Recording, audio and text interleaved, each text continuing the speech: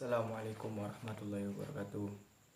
Perkenalkan, nama saya Rifki Abdul Mubarak, NIM 1908306154, jurusan Bimbingan Konseling Islam, semester 2, YIN Syekh Nurjati, Cirebon.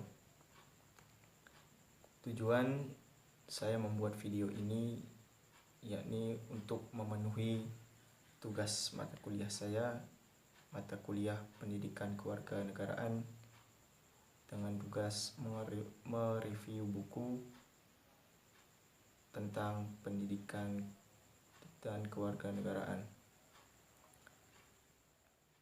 Adapun buku yang saya review yaitu dengan buku berjudul Pendidikan Kewarganegaraan dengan penulis yakni Rima Yuliastuti, Wijianto, dan Budi Waluyo.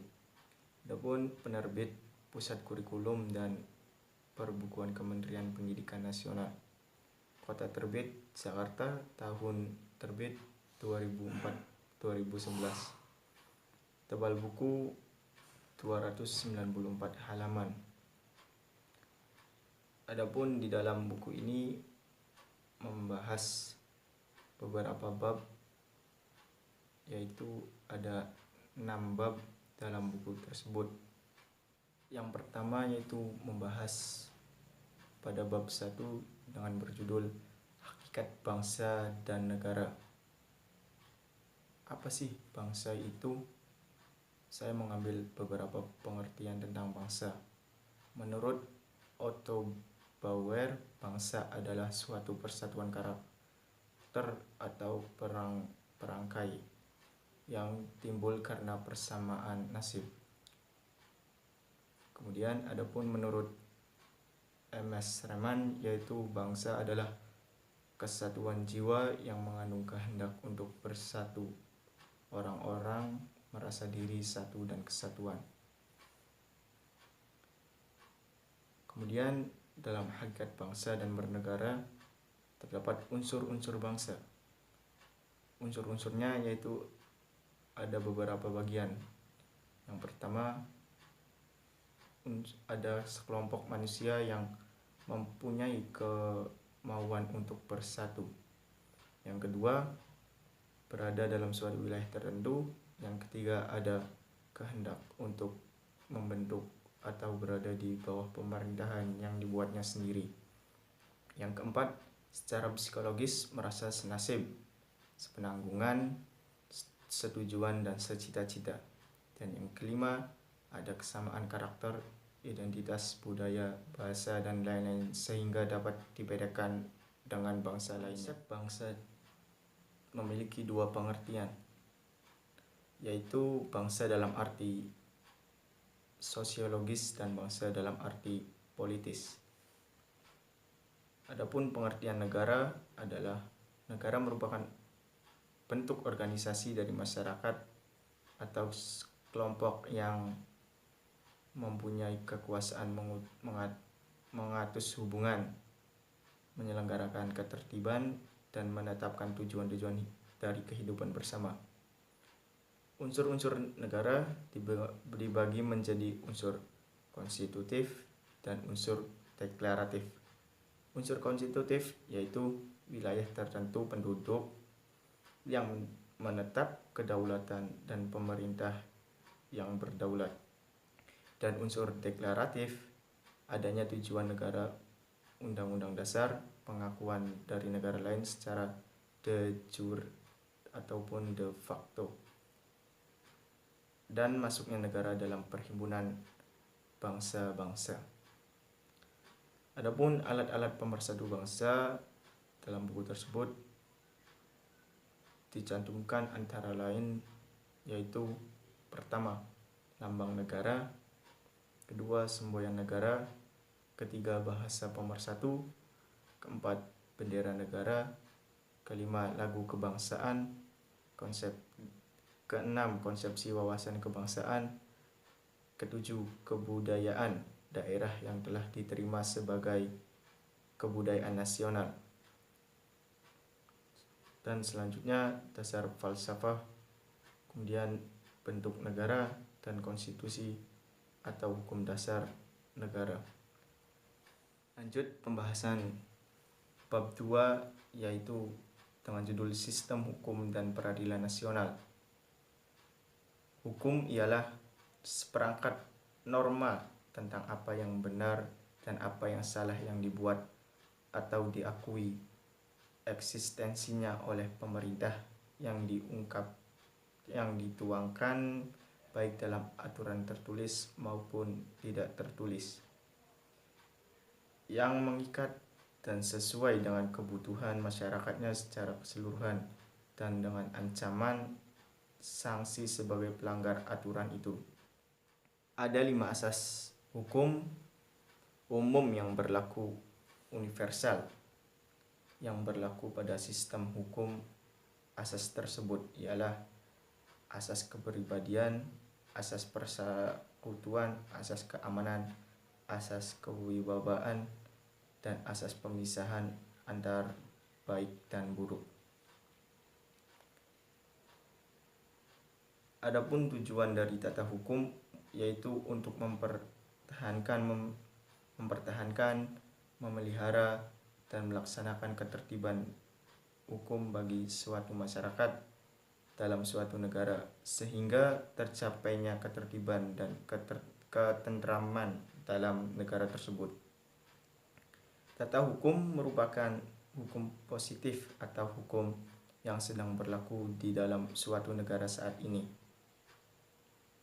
Adapun tata urut perundang-undangan di negara kita, yaitu negara Indonesia, adalah pertama UUD 1945, yang kedua undang-undang, yang ketiga peraturan pemerintah pengganti undang-undang, yang keempat Kepres, yang kelima peraturan pelaksana lainnya, yang keenam yaitu Perda atau peraturan daerah. Adapun sumber hukum berbagai macam, diantaranya sumber hukum material. Sumber hukum material ini adalah tempat di mana materi itu diambil. Sumber hukum material ini merupakan faktor yang membantu pembentukan hukum.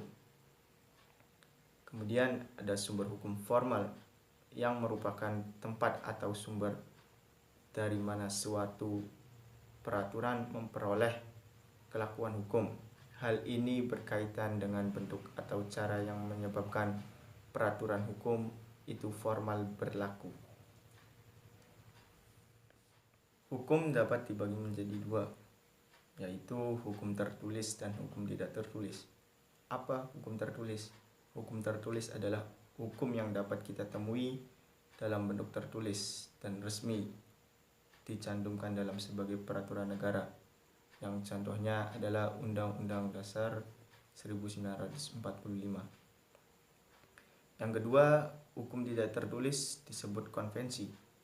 Hukum tidak tertulis dipatuhi karena adanya kekosongan hukum tertulis yang sangat dibutuhkan masyarakat atau negara. Oleh karena itu, hukum tidak tertulis atau kebiasaan sering digunakan oleh para hakim untuk memutuskan perkara yang belum pernah diatur di dalam undang-undang. Lanjut pembahasan ketiga atau bab 3 dengan judul Penegak Hak Asasi Manusia di Indonesia. Apa sih hak asasi manusia? Dalam pengertian, hak asasi manusia merupakan hak dasar atau pokok yang melekat pada diri manusia sebagai anugerah Tuhan yang Maha Kuasa yang ia bawa sejak lahir hingga meninggal. Itu dapat dikatakan sebagai hak asasi manusia. Menurut Undang-Undang Nomor 39 Tahun 1999, HAM atau hak asasi manusia adalah seperangkat hak yang melekat pada hakikat keberadaan manusia sebagai makhluk Tuhan yang Maha Esa. Adapun ciri-ciri khusus hak asasi manusia yaitu terdapat menjadi 4. Pertama, tidak dapat cabut. Kedua, tidak dapat dibagi. Ketiga, hakiki. Dan yang keempat, universal. Secara umum, hak asasi manusia terdiri atas berbagai macam.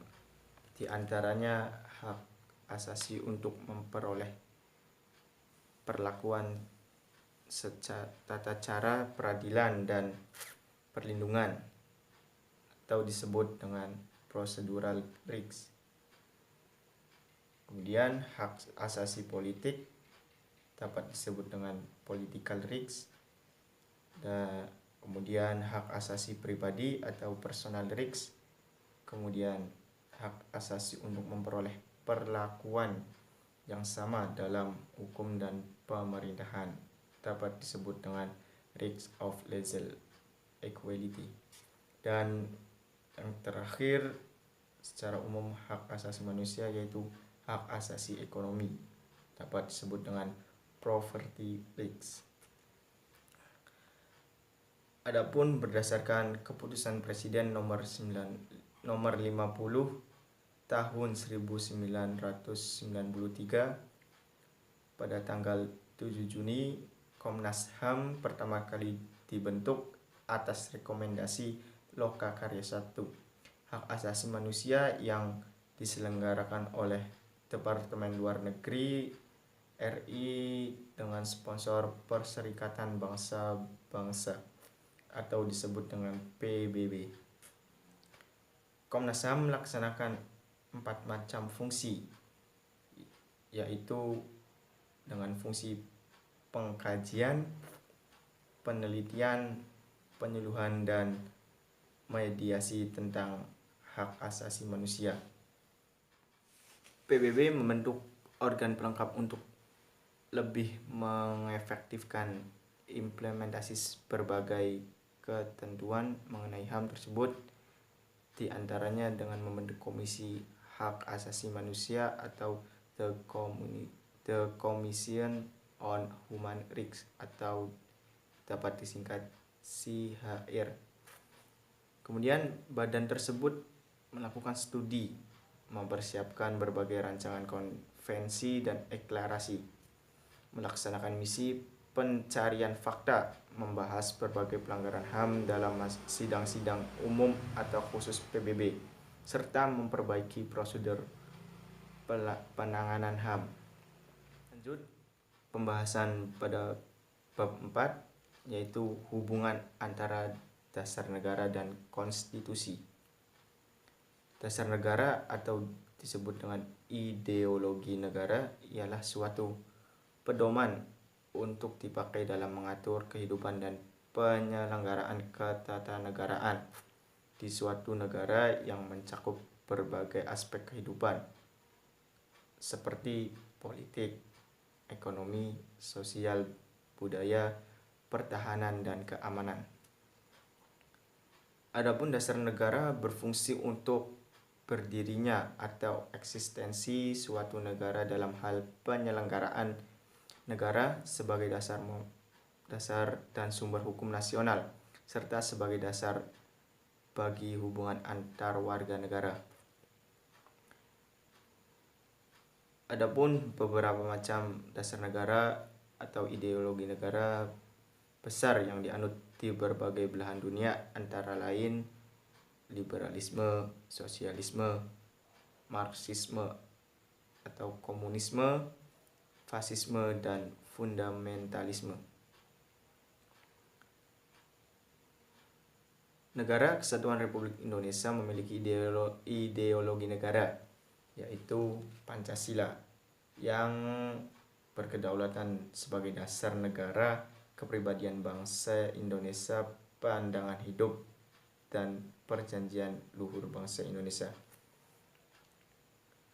Adapun hubungan dasar negara Pancasila dengan Konstitusi UUD 1945 dapat kita lihat di dalam pokok-pokok pikiran Undang-Undang Dasar 1945 yang merupakan perwujudan dari sila-sila dalam Pancasila, yang selanjutnya dijelaskan di dalam pasal-pasal yang termuat pada batang tubuh UUD 1945. Adapun konstitusi dalam pengertian yaitu konstitusi adalah suatu keseluruhan aturan dan ketentuan dasar yang meliputi hukum dasar tertulis dan hukum dasar tidak tertulis yang mengatur mengenai suatu pemerintahan yang diselenggarakan di dalam suatu negara. Konstitusi Negara Republik Indonesia yaitu adalah Undang-Undang 1945 yang memiliki kedudukan sebagai sumber hukum, hukum tertinggi, dan hukum dasar. Pembukaan UUD 1945 mempunyai kedudukan yang sangat penting, yaitu sebagai pokok kaidah negara yang fundamental pernyataan kemerdekaan Indonesia, tertib hukum tertinggi di negara Indonesia, dan memiliki kedudukan yang kuat dan tetap. Adapun sikap positif terhadap konstitusi perlu untuk dilaksanakan bagi setiap warga negaranya agar memiliki perilaku konstitusional. Supaya sikap positif tersebut dapat benar-benar dilakukan, setiap warga negara perlu mengembangkan sejak awal, yaitu dengan memperoleh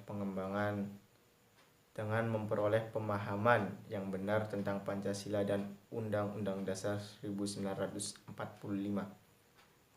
Menaati hukum, menyadari adanya perbedaan di negara Republik Indonesia, memiliki kebanggaan terhadap Pancasila dan Undang-Undang 1945, serta ikut aktif dalam menegakkan Pancasila dan Undang-Undang Dasar 1945. Lanjut, pembahasan kelima, bab 5, persamaan kedudukan warga negara.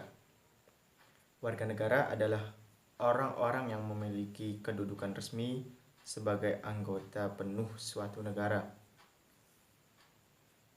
Terdapat atas dua asas kewarganegaraan dalam menentukan status kewarganegaraan seseorang, yaitu asas ius sanguinis atau keturunan dan asas ius soli tempat lahir. Adapun masalah kewarganegaraan adalah kondisi di mana seseorang tidak memiliki kewarganegaraan atau apatrid, ataupun kondisi di mana seseorang memiliki kewarganegaraan ganda atau bipadrid. Cara memperoleh status kewarganegaraan Indonesia yaitu karena kelahiran, pengangkatan, permohonan pewarganegaraan, perkawinan, turut ayah dan atau ibu, dan penyakatan. Adapun persamaan kedudukan warga negara Indonesia tercantum dalam Undang-Undang 1945 pasal 27 sampai dengan pasal 34. Persamaan kedudukan warga negara meliputi berbagai aspek kehidupan, yaitu bidang hukum dan bidang pemerintahan, politik, ekonomi, keagamaan, pendidikan, sosial budaya, serta pertahanan dan keamanan. Di Indonesia ini merupakan negara kepulauan yang wilayah terpisah-pisah dan memiliki penduduk yang terdiri dari beragam suku bangsa. Dengan demikian, Indonesia rentan terhadap konflik-konflik vertikal maupun horizontal. Untuk mencegah hal tersebut, harus ada upaya-upaya dari pihak pemerintah, individu, dan masyarakat dalam penghargaan atau persamaan kedudukan antar warga negara.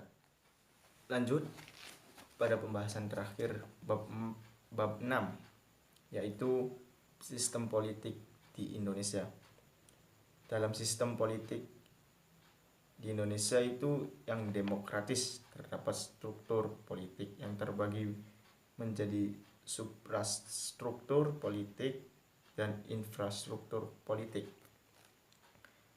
Suprastruktur politik yaitu adalah struktur politik negara yang meliputi lembaga-lembaga negara seperti MPR, DPR, DPD, Presiden, BPK, MA, MK, dan KY. Adapun infrastruktur politik adalah struktur politik masyarakat yang meliputi komponen-komponen partai politik, organisasi kemasyarakatan atau ormas, lembaga swadaya masyarakat atau LSM, kelompok kepentingan kelompok penekan media massa, dan tokoh politik. Sistem politik yang dianut oleh tiap-tiap negara memiliki sistem yang berbeda-beda disebabkan oleh adanya perbedaan di dalam masyarakat, pandangan hidup, sejarah, konstitusi, dan pengalaman. Indonesia memiliki sistem politik demokrasi, tetapi yang diterapkan tidak seperti negara lain. Demokrasi yang sesuai dengan bangsa Indonesia adalah demokrasi Pancasila. Adapun macam-macam demokrasi, diantaranya demokrasi Pancasila, demokrasi sosial, demokrasi ekonomi. Demokrasi Pancasila adalah demokrasi yang bersumber pada kepribadian dan falsafah hidup bangsa Indonesia. Dan demokrasi sosial artinya bahwa hubungan antar warga negara atau masyarakat harus berlandaskan pada penghormatan terhadap kemerdekaan, solidaritas, dan persamaan kedudukan serta berdasarkan nilai-nilai dalam Pancasila. Dan demokrasi ekonomi artinya suatu sistem pengelolaan perekonomian yang berlandasan pada demokrasi. Dalam hal ini pengelolaan perekonomian harus pula berdasarkan nilai-nilai dalam Pancasila sehingga terwujudnya suatu keadilan dan kesejahteraan masyarakat. Demonstrasi. Pengertian demonstrasi adalah suatu kegiatan dari masyarakat massa untuk memberikan pernyataan protes terhadap kebijakan atau tindakan pemerintah maupun pihak lain yang dianggap oleh para demonstran atau orang-orang yang melakukan demonstrasi membawa kerugian pada kelompok masyarakat yang diwakilnya. Ya, mungkin sekian dari pembahasan buku pendidikan kewarganegaraan yang dapat saya sampaikan. Kurang lebihnya mohon maaf, dan bila ada kekurangan yang sangat-sangat berkurang, saya meminta maaf yang sebesar-besarnya. Terima kasih. Assalamualaikum warahmatullahi wabarakatuh.